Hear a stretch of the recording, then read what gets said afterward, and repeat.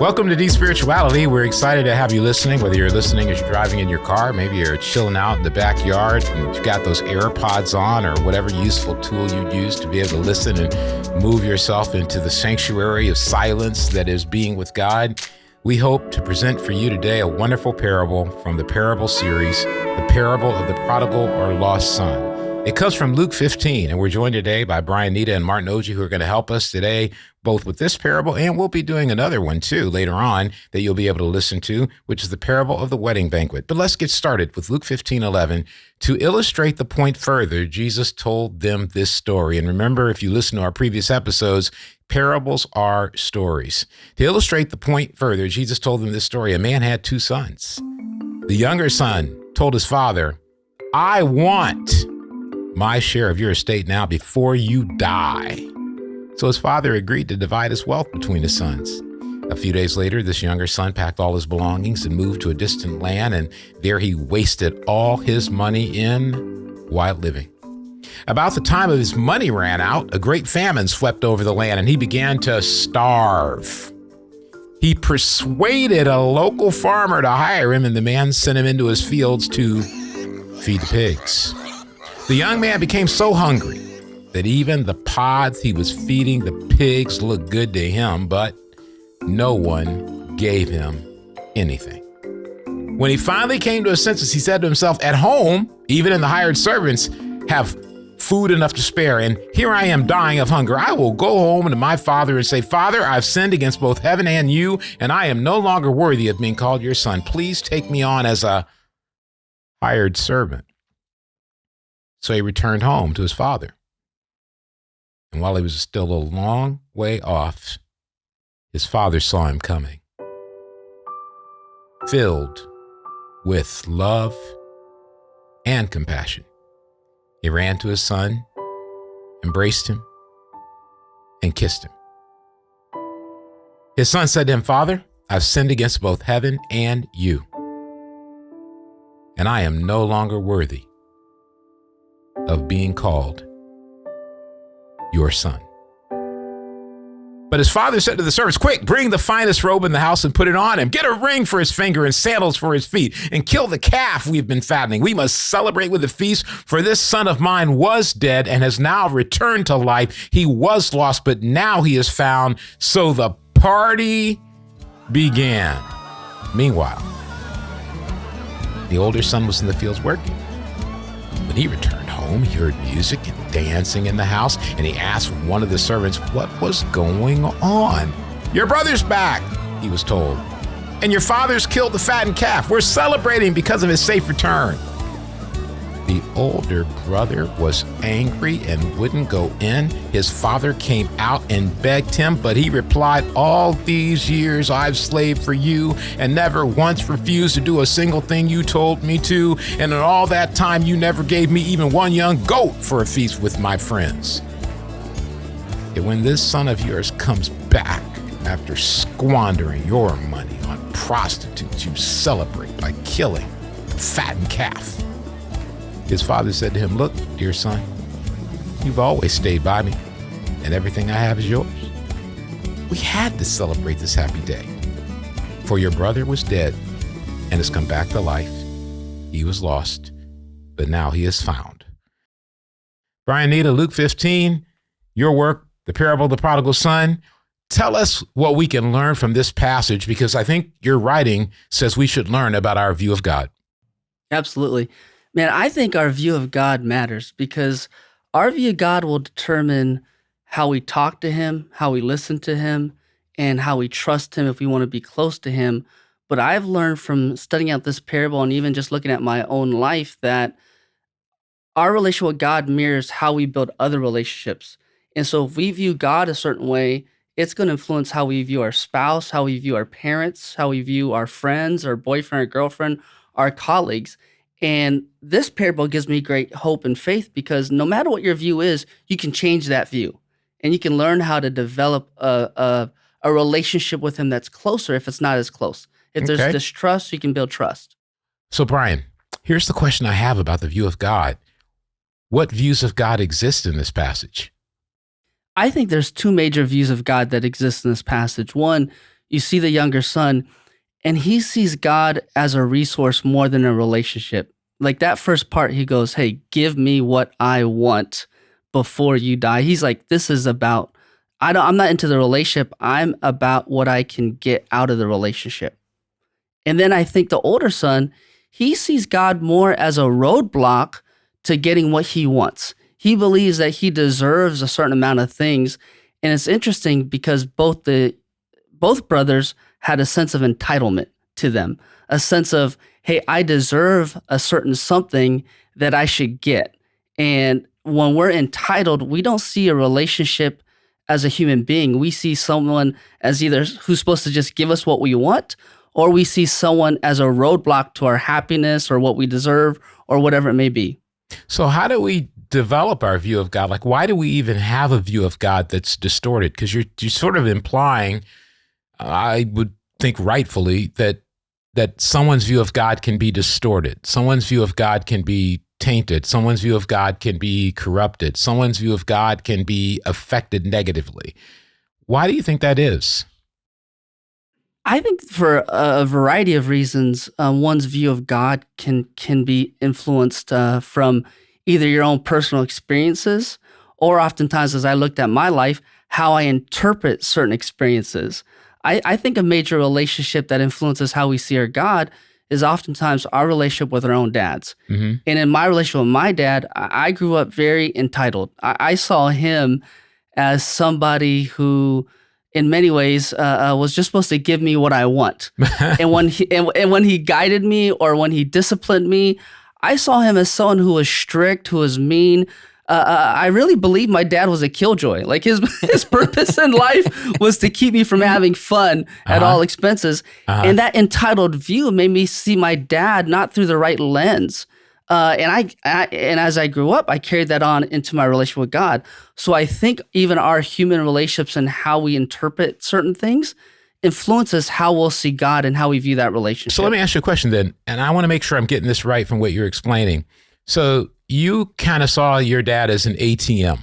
Yes, right? Yeah, absolutely. And so when you went to the ATM and put your card in and then money came out, you were like, it's all good. Exactly. But when you went to the ATM and it says you have insufficient funds, then you got mad and you're like, Dad, you're a killjoy.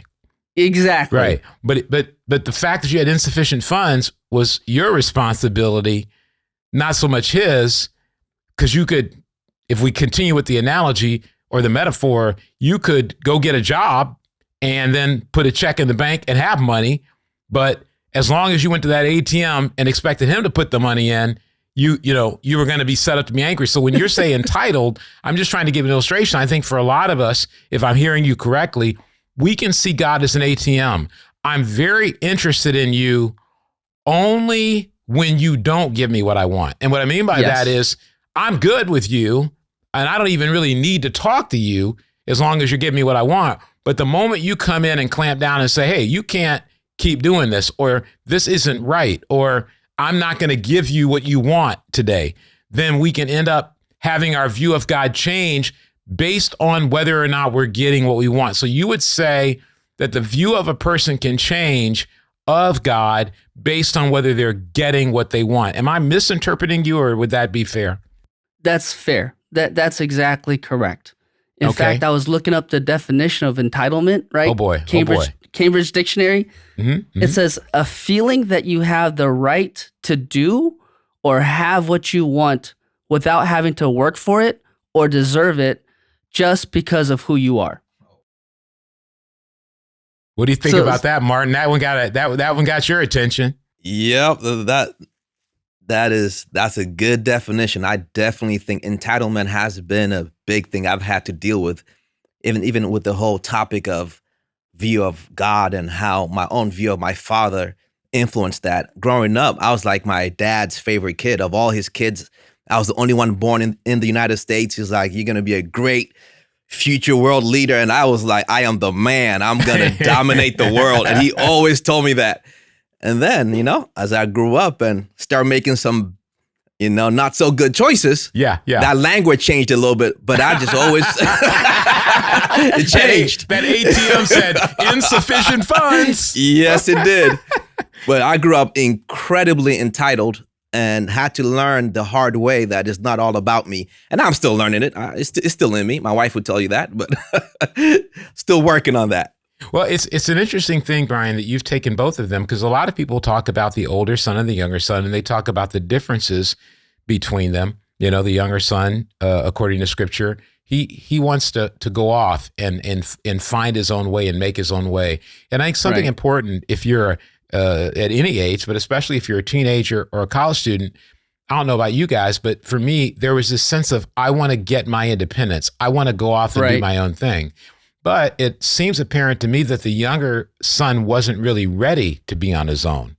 And so what oftentimes happens is we think we're ready to be on our own, meaning we think we're ready to be on our own and we don't need God. I don't need to get up in the morning and pray. I don't need to get up in the morning and read my Bible. I want to get out and figure this thing out on my own. And I know I've had moments in my life where I want to be successful on my own. I want to do this. And there's almost this part of me that doesn't pray because I think I can do it, but I also deep down want to demonstrate that I can do it, that I have the ability. And so I think one thing to look at with the younger son is he wants independence. And a lot of times, especially in America, we celebrate independence at a level that I think can be destructive, not necessarily beneficial. And so would you have any thoughts on that, or would that seem fair or right, or am I off base to talk about one central component that kept the younger son from being with the father is he was more focused on his independence than he was on his relationship with his dad? Yeah, I mean, I agree 100%. I think about my own self and even an interaction I had with my dad when I was graduating high school. And he was like, look, you're going to have a tougher time transitioning into college. And it might be better to go to JC because we got great JCs around here, right? And I'm like, no, I need to go straight to a 4-year college, right? And my college it happened to be down the street from my high school. And so it felt like it was De Anza College, great college, but it felt like it was my 5th year in high school. Okay. And I was like, no, I'm beyond this, right? And I just had this thought in my mind goes, man, my dad doesn't believe in me. He's hating on me. He doesn't know that I could do this. I could be a 4-year student. Yeah. And eventually I moved on and I transferred to San Jose State. And man, almost 8 years in college, getting put on academic probation, changed my major a bunch of times.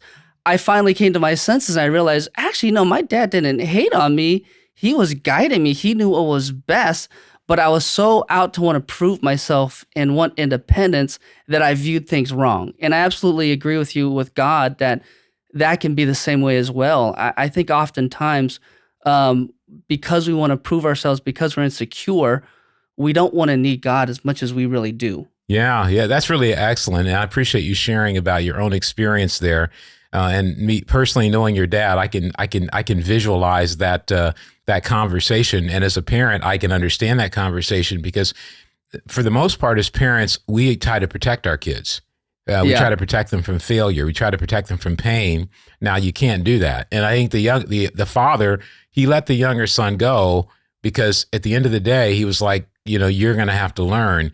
But I think sometimes we don't learn, right? And I went through the same thing with my parents. And I think some people say they want to learn. And I see teenagers, college students, young professionals, and people that are older too, that, I really want to learn. But as soon as they face failure or pain, they get angry. They don't learn, they get angry. And I think one of the things that's beautiful about this younger son is, I shouldn't have said we, because I got angry at the points in my life where I went out and thought, I can do this. And then all of a sudden I'm like, that didn't work out so well.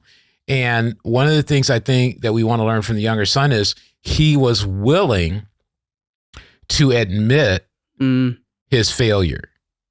And sometimes I think it's really hard to go back to the mom, go back to the dad, go back to God and say, I tried it and I can't function. I can't pay my bills, pay my insurance, pay my PG&E bill. I remember going to college and all of a sudden I had a refrigerator I had to rent and a phone bill and all this stuff I'd never had before.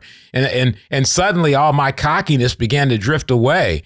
And then, I went to class and I couldn't keep up with everybody else. And I was like, wait a minute, I'm brilliant. Like Martin was saying, I've been told I'm brilliant. and I forgot all the structure I had, all the help I had, that didn't have to think about food, didn't have to, when I got ready to drive somewhere, my mom and dad would say, here's some money for gas. Like all that was gone.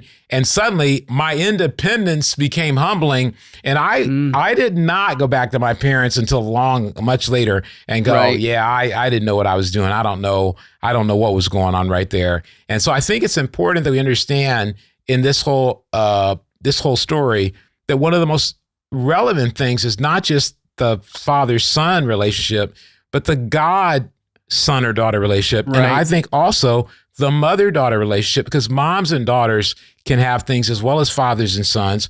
And then also coaches, teachers, how we view people that are in charge or in authority.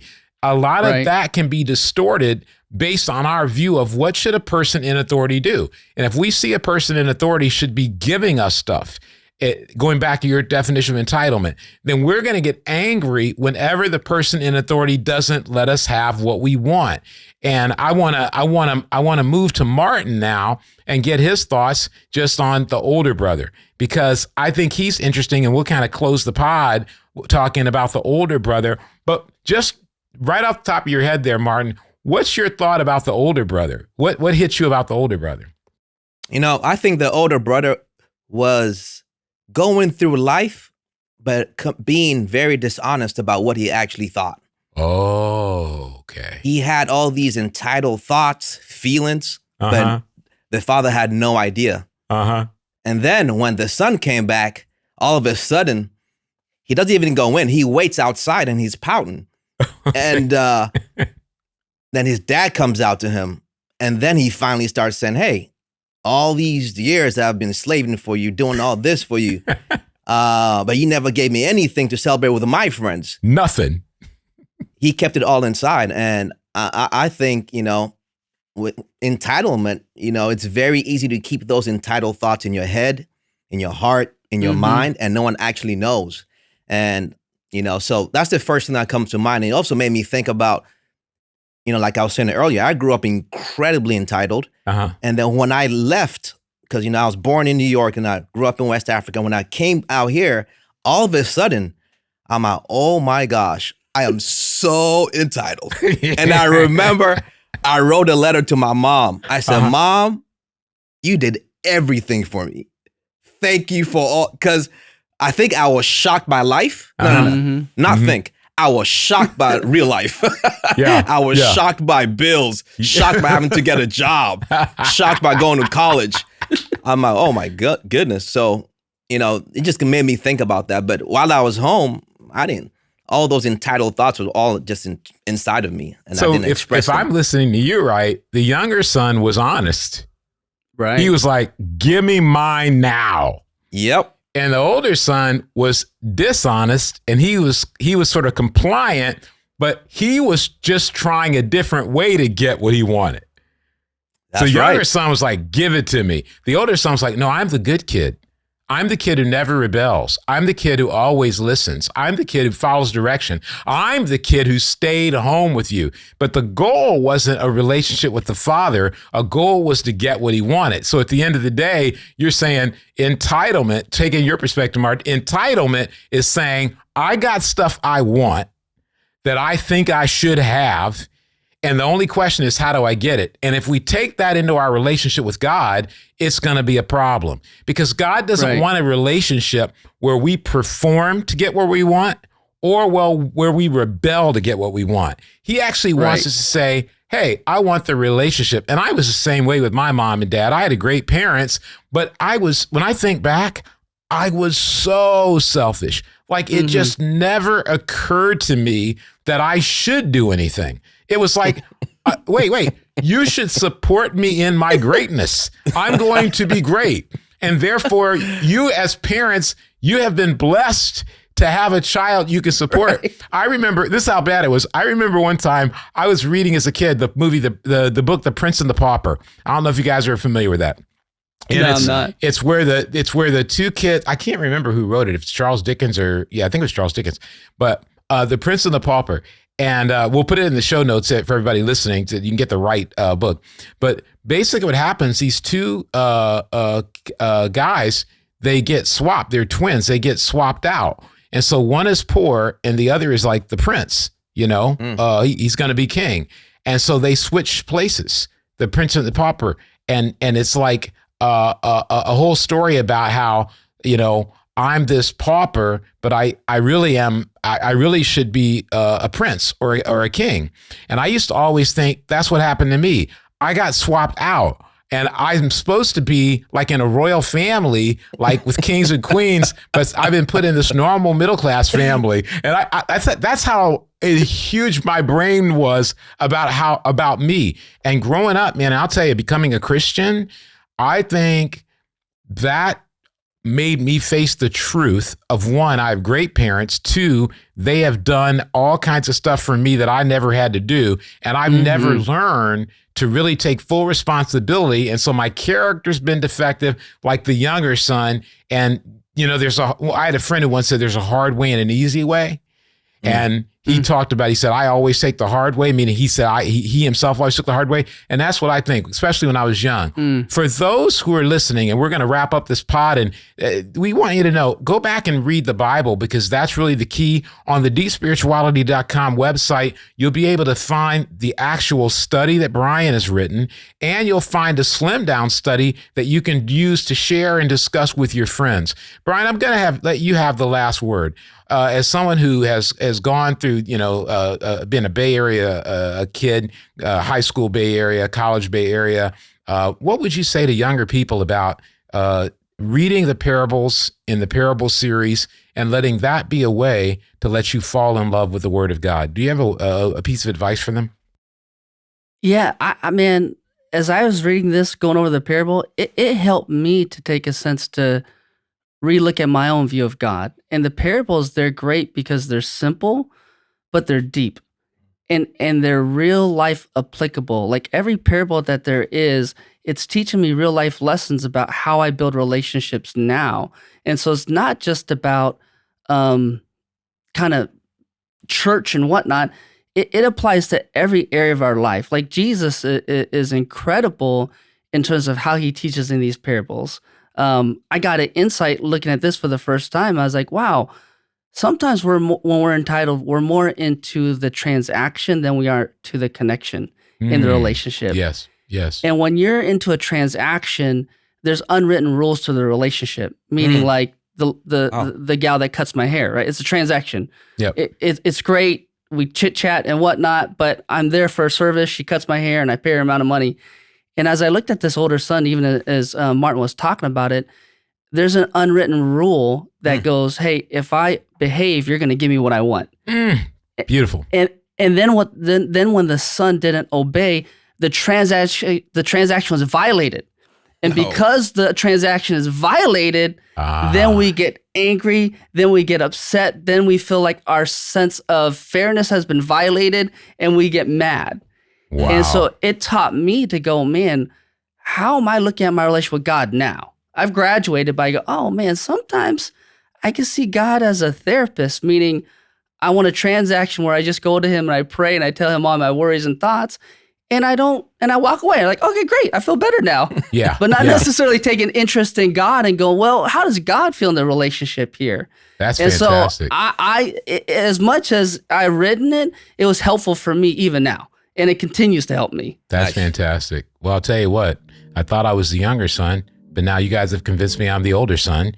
But that's the beauty of Jesus' parables. You can be anything he wants to tell you are at any moment in time that will help you grow. Don't be negative, be inspired, because the stories of the parables are meant to help us know God better. Thanks to Brian and thanks to Martin for helping us out with this parable of the prodigal son. And don't forget, check out deepspirituality.com for the studies. You can find those there, and keep listening because we have more podcasts to come. The next one on the docket that you can listen to is the Parable of the Wedding Banquet.